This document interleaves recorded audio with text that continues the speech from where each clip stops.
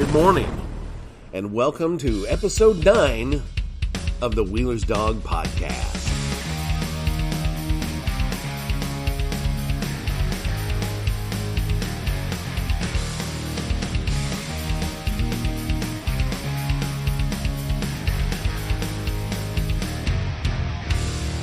Yes, I did say good morning, and as I record this, it is 5:42 a.m.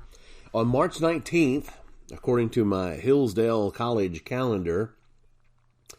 It is the first day of spring. So, yeah, it's not really an exciting day considering what's going on in the world, and I'm talking about the COVID-19 virus, or as my mother-in-law likes to call it, the Corvid. Things are kind of scary. Things have kind of changed. Personally, I'm not afraid of the disease. I'm not even really afraid of getting it. But we all have to do our part. And I wanted to record this on Monday or Tuesday to try to get it out to everyone. And things just aren't working out the way I want to. And that's okay. I got to remember to be patient. Take a step back and realize that it's not all about me. It's tough for me to do because, I like a lot of me. Yeah. But, the thing is, things are changing, and, my wife is now working from home. They told her that just yesterday, Wednesday, that everyone, mandatory work at home. If you got to come into work, you need permission. Yeah, that's how bad it is. So she's using this laptop. She's going to get another monitor to hook up to it, and just work from the game room here. As a matter of fact, she was on like a video conference call, and we've got this big ass Budweiser neon sign here in the game room, and it doesn't really belong to us, but it came with the house. So as long as it stays here, it's going to stay here, and eventually it could find its way here. But this thing is it's sweet. I'm not a big Budweiser person, but this thing is sweet. It's it's got to be at least 45 years old, and the neon still works, and we use it for additional lighting. But anyway, she changed the camera's point of view, and she's making do, and I'm making do. Not really a whole lot has changed in my job, what I do, but I do wipe everything down. I've always been a hand sanitizer person when pumping gas. After I'm done, before I even get in the vehicle, I got hand sanitizer right there to get my hands good and clean, because, people, there's no telling what's living in a gas pump. I mean, everybody's using them. So, I think it's always been prudent to use that when pumping gas. But things are changing. Like I said, my wife is at home now all the time, and then restaurants, they're taking a real big hit these days. I went into one place the other day, and I hadn't checked social media all day. I'm working, I'm starving, and so I hit a Bojangles in Whitsett, North Carolina. If you know where I'm talking about, off Rock Creek Dairy Road on I-40. And the person in one of the drive-through windows said, "They done closed the dining room."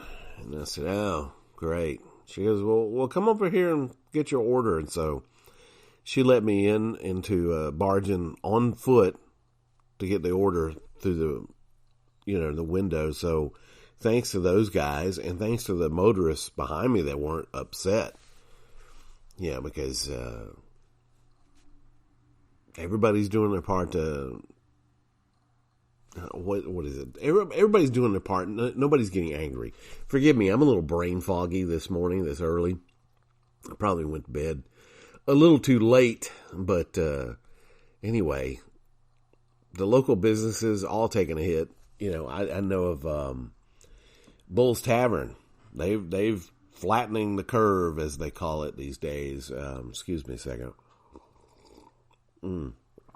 Yeah, it's my wake up juice. But yeah, there's a lot of places doing that, and everybody's talking about the restaurants and stuff. I mean, everybody's fearing for their job. There are a lot of people out of work now because of this, and rightfully so. I mean, this is the scary part of this COVID-19 business, is the uncertainty of what it's going to do to the economy. And I know that they're talking about gift cards, buying gift cards to keep local businesses going, but you know, I don't think anybody's hearing that. I think whoever says that, you're just kind of shouting in a forest. Because in a perfect world, yeah, that'd be nice to do. But, you know, I'm uncertain about my job. My wife, you know, I don't think she's too concerned. But she has mentioned that maybe, you know, there's going to be some layoffs coming out of this. I don't know. Nobody knows. But I don't think, I mean, personally, you do what you want to do. Me, gift cards for like local restaurants, no, ain't going to happen. I don't know if they're going to be in business 3 months from now. And if I buy these gift cards now, I might as well just light up $20 with a Bic. So, you know, again, if you feel socially responsible to do that, by all means, do it. I just, maybe I'm just being negative. Maybe I'm being over realistic, if that's such a thing, but I'm definitely pessimistic. Let's put it that way. So, yeah, again, do what you want to do. Me, nah, I'm not into that. And getting back to sanitizers and wipes and stuff, I am using the hell out of those. As a matter of fact, at work the other day, I sat down. I have to check in the trucks that I bring in. I have to transfer them in onto a computer. There's another shop that I take it to. I don't have to do a thing. I just write down what's wrong with the truck, what needs to be fixed or addressed, and what doesn't need to be, and leave it on the dash. But I have to check things in. So I've got a sanitizing wipe. I'm wiping down the table. I'm wiping down the mouse. I'm wiping down the keyboard. And the boss man is looking at me kind of funny. And I said, look, man, I've got a radio background. We got one joker that comes in sick. He's Typhoid Mary, and next thing you know, the whole station is sick. And so I'm not putting up with it. And apparently I've been the only one to clean the keyboard. At first he thought it was a bit of an overreaction, but he appreciated my efforts nonetheless.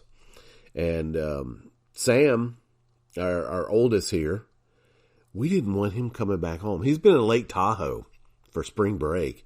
And he found out that his break got extended for another week. And so he stayed at Lake Tahoe a little bit later. And he flew, you know, he goes to UNCW in Wilmington. And that's on the coast. He drove into Charlotte to take off to go to Lake Tahoe. And when he came back, you know, Charlotte is just down the road from our house. It's probably the airport's probably maybe an hour away. And we sort of made the decision that he's been flying. You know, there's no telling what's in those airplanes. He's been in terminals and airports and God knows wherever else these people are herded around like cattle and then picking up God knows what diseases. So we had to make the hard decision to kind of let him know that, no. There's no reason for you to drop out of the house. So he got back into Charlotte and drove back to Wilmington just yesterday. And I'm thinking about a self-quarantine from my father-in-law, Bate and Bobby. Yeah, my father-in-law, he's got some health issues, and then there's Bate. Bate, I would say, is as healthy as a horse. I'm going to call him a man of action. You want something done? Boom, just tell him. And it's taken care of in like the next 5 minutes. And he will take over. He'll kind of like, I want to change the brakes. And next thing I know, he's pushing me out of the way and taking care of it. I wanted to be shown how to do this stuff. But, yeah, he's the man of action. And then there's Bobby. Bobby's got some breathing issues. And I'm thinking about quarantining myself from those guys. I don't like it. Matter of fact, today is Thursday. We usually meet at Half Price Pint Day at Lowe's Foods, which is a grocery store here in North Carolina. It's based out of Winston-Salem. And I think their footprint is North Carolina, some South Carolina. And they have half-price pint days. And what I'm talking about is, yes, it's a grocery store, but they have what they call the beer den. They were ahead of the curve on this sort of thing. They've got a place where I was wrong last time. There's 16 taps at this beer den in Clemens. And what I'm talking about, most of the time, it is craft beer. You know, occasionally you might get a wild, exotic lager like Narragansett. But, you know, usually it's just really good craft beers. And normally they're $5 a pint, or I should say a serving, because of the alcohol and the laws and everything. Some of them have to be 12 ounce. And I believe there's some that have to be 10 ounce. So we like to meet there because, hey, even if it's $5 a pint, for some of these beers that you buy somewhere else, it might be $8, $9. So you can't beat that. And then on Thursday, half price, $2.50. Oh yeah. And then we usually get a growler filled, maybe a grumbler, which is the 32 ounce growler. We might get that filled. And we just kind of sit and have lunch. I go do my thing at WTOB in the mornings. And then in the afternoons, I might pick something up, or I might eat from the salad bar. And just the other day, Bate told me they took up all the tables from around the beer den. Yeah, you're no longer welcome to sit there and have a pint. You can have a pint and walk around the store and do some shopping. You can buy a growler, but they want you out of there ASAP. So that has kind of been affected. So I'm starting to think that today the plan was we were all going to get a growler each and meet down at Jim's, my father-in-law's, at 2 o'clock to do some day drinking. So that's probably going to be the last time. I really do need to, because I'm out and about, and I'm touching gas pumps. I'm hanging out with a lot of people at a big shop. So I'm a little bit at risk, and so I don't want to put anyone else at risk. As a matter of fact, I was pumping gas just yesterday, and I was at the Sheetz. If you don't know what Sheetz is, it's a big, huge convenience store kind of thing that also serves food, kind of like a fast food joint, and their coffee is awesome. I love it. But I was getting gas, and there was this dude, and he was just using his bare hand to pump, and I had my hand sanitizer. I said, "Excuse me, sir," and I'm like holding it up, and he puts his hand out, and so I give him some hand sanitizer, and he says, "Thank you. I hope you have a wonderful day." And yeah, that's little things. Let's all try to do that. I mean, I'm not sitting here trying to get on a high horse and saying, you know, that I'm better, but I'm thinking that we all should look out for each other, because it does affect each other. You know, one thing that you do, you might cough a certain way and you have it and you don't know it. Next thing you know, you got 3 more people with the virus. So, you know, I think it's best that we just kind of look out for each other and really take that to heart and try to be, I know I'm trying to be a lot more patient with people. I'm not good at it, but, you know, I'm trying. Put on some vinyl, pour a glass of bourbon, nestle into that plush, deep pile carpet, and wait, get that crap out of here. We like to rock. Talking about music in a unique way. Listen to Beeswax Vinyl and more anywhere you find podcasts and at tldpodnetwork.com. We're more than just vinyl. Now back to the subject of driving. You know, in my job, I drive back and forth to Raleigh and sometimes Charlotte. And there's a lot of things I'm seeing. Well, actually, traffic has not really decreased like I thought it would. You know, with everybody working at home and everybody working less. It's not like it used to be. I mean, especially the commute to Raleigh on I-40, where it's down to 2 lanes. That gets kind of, crowded. And then, especially when you get into Durham, even though it goes to 3 lanes, it's a bit of a beast. It can be a bit of a beast. And, it can be challenging. And Charlotte's not so bad because you've got practically 3 lanes all the way. Ever since they opened up I-85, it's been a lot better. But one of the things I've noticed is that a lot of people cannot drive. Yes, I guess you could say I'm a professional driver. One of the things that irritates me the most on and off ramps. The off ramp. People seem to use this one okay. I hate it when people hit their brakes before they get onto the off ramp. That drives me a little batty. And I'm trying to be patient about it now because, people aren't really thinking. But then the on ramps, where people are trying to get onto the interstate. Lots of times, the speed limit is 55 on up. Sometimes up to 70 miles per hour here in North Carolina. I don't know what it is where you're from. But the point of the on-ramp is to get up to speed. In case some of you don't know, it's to get up to speed so you can kind of zipper right into traffic. Yes, that's the whole point of the on-ramp. And I am on now the Salem Parkway. It used to be Business 40 in Winston. There was somebody coming down, and I'm in my own personal truck coming back from a ride to Raleigh and back. And this person, I could see them. They were just poking along. There was nothing I could do. There was like a string of cars in the left hand, the fast lane. And there was nothing I could do. I couldn't get over it because normally I get over for people. If I can, I will get over. I'm slowing down because I'm seeing this jackleg trying to merge on, and they're not picking up any speed. And I'm yelling. And I get to the point where their bumper's getting close to mine. I said, will you get over?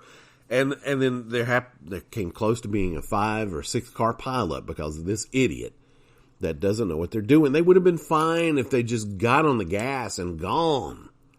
But no, I don't know why people are so apprehensive about getting onto the highway. My God, if you're one of these apprehensive, a brake rider going down the on-ramp, stop it. Have somebody teach you how to do it.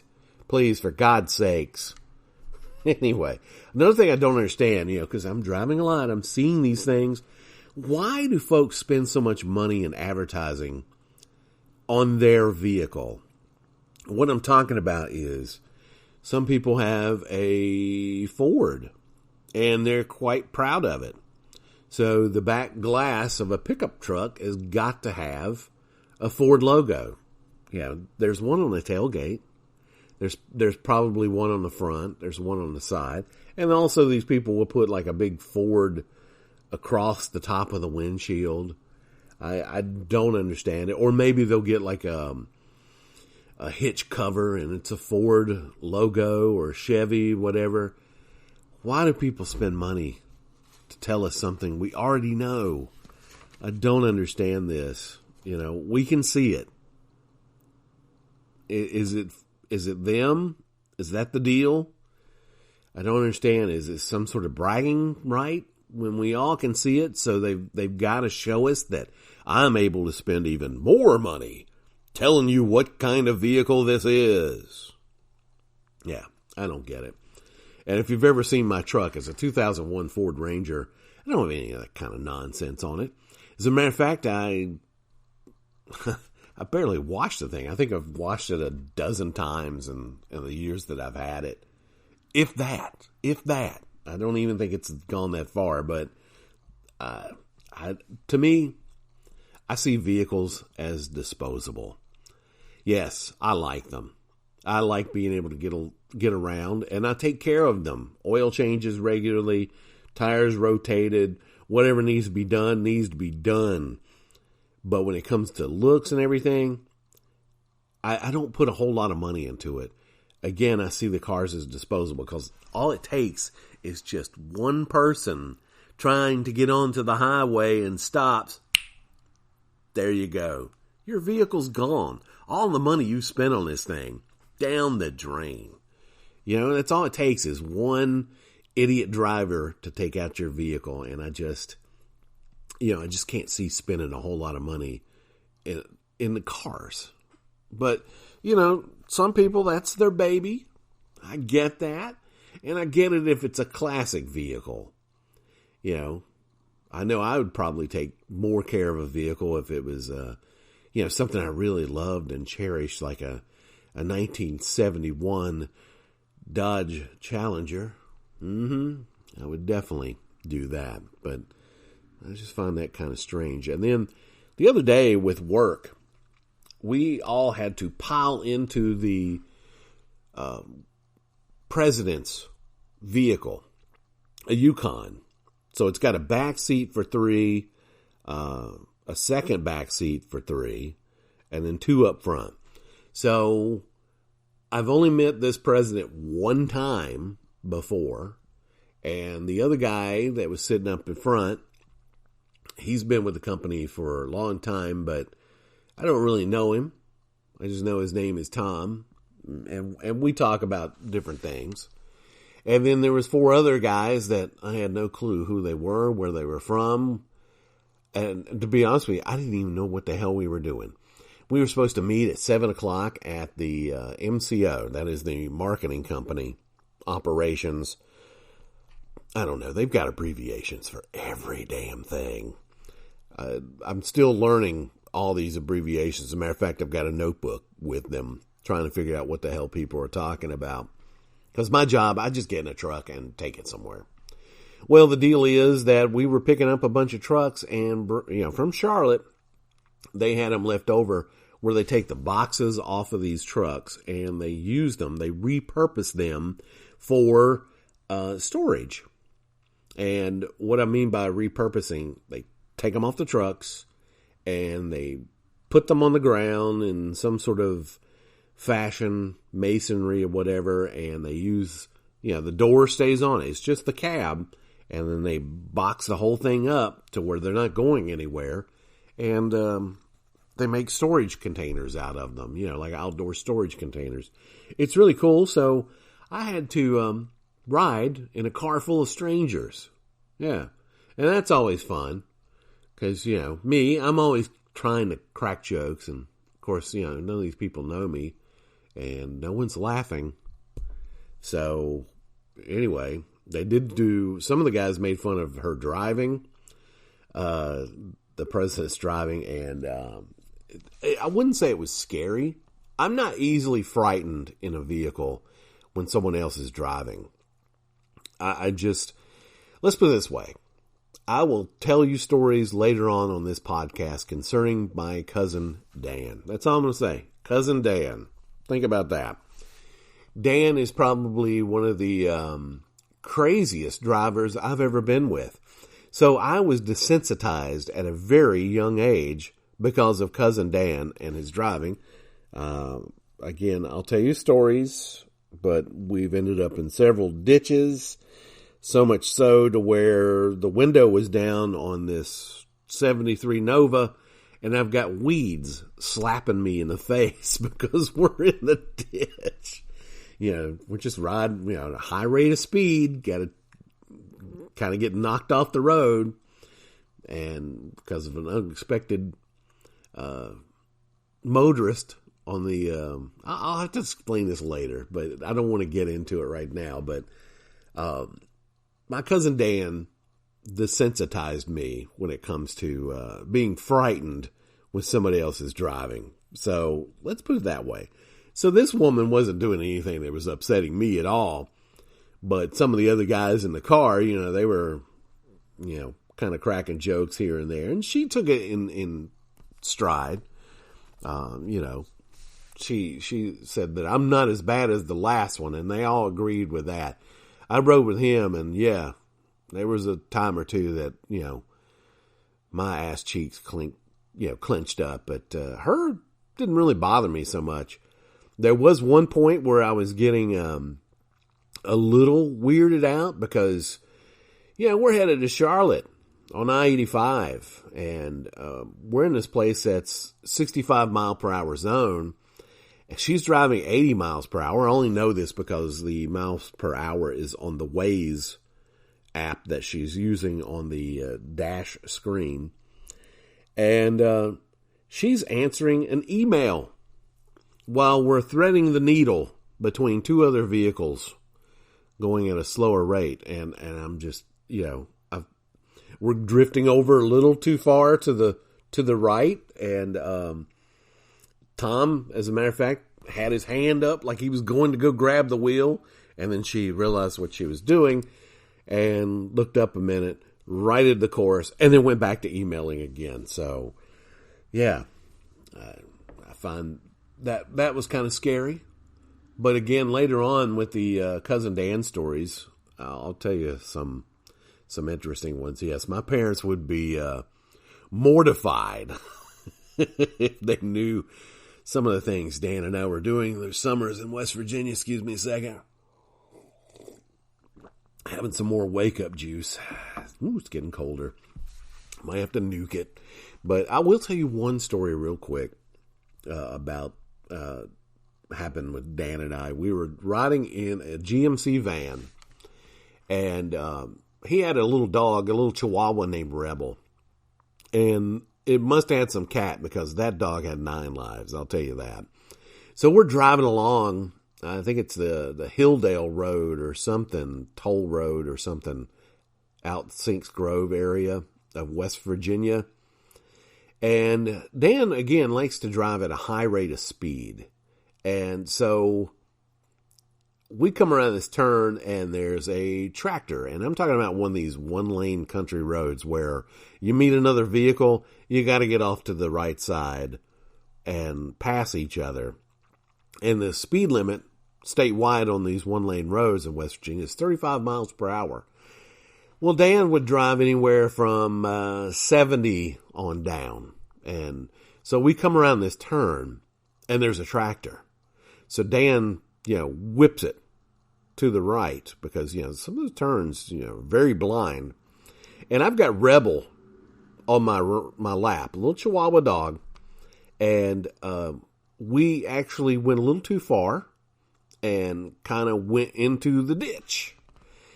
And when you do that at that high rate of speed, I would say we're probably doing about 55 at that point, maybe 50. We hit that ditch. Rebel bounced up, hit on the ceiling of the GMC van. And because I can remember it. I remember seeing him go up and then hearing the noise. And then as we come to a stop, we're looking around to see where Rebel ended up. The windows are down on the van, but, he's at the ceiling. And we look in the back of this van, and the seats were taken out. And there's Rebel standing back there in the cargo hold, just standing there wagging his tail. Yeah, he was absolutely fine. So, again, he must have had 9 lives. If you like irrational conversations with the cool breezes of Anytown, USA, listen to the schlub residents in Apartment 5B bicker and moan on the Apartment 5B podcast. Available everywhere you find podcasts and at tldpodnetwork.com. Well, this concludes episode 9 of the Wheeler's Dog podcast, and I do appreciate you listening, but hey, did you know there's bonus episodes? That's right, you can go to patreon.com/wheelersdog and sign up for as little as $4 to unlock all the audio. That's right, bonus podcasts every week. As a matter of fact, There was a Patreon episode that dropped on the 9th and one on the 8th of March. So that was 2 bonus episodes that week for Patreon listeners, such as the Keldermans, Mr. Kessler, Damien. I know your name, Damien, but it's not coming to my mind right now at 6:12 a.m. And also Sharon. So, yeah, if you're a Patreon, I do appreciate it. I know these are uncertain times, and if you bail out, hey, I totally get it. I totally get it. And but if you are so inclined to get these bonus episodes, by all means, $4, you unlock all the audio. Again, patreon.com/WheelersDog. It is greatly appreciated. Greatly appreciated. Well, folks, take care of yourselves, and I'm going to do the same. And probably the Patreon episode, I'll probably put it up Saturday on the 21st. Doesn't look like I'll have much to do, so the wife won't be working from home, so I'll probably put that out on the 21st this Saturday. And I'm out of here.